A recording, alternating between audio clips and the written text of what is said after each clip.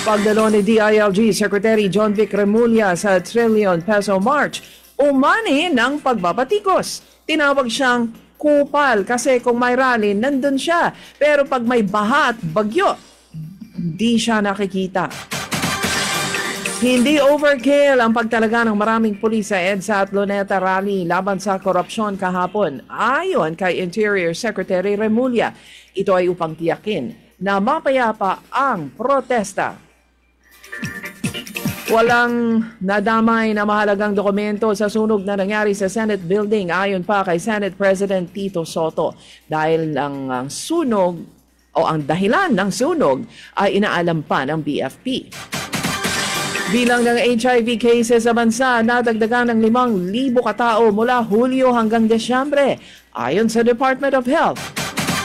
DOH nagpaalala sa lahat na mag-ingat ngayong buwan ng Desyembre. Tiyaking maiwasan ang mga sakit at minsalang nararanasan ng mga tao tuwing holiday season. Kabilang na ang road accidents, fireworks-related injuries at heart disease.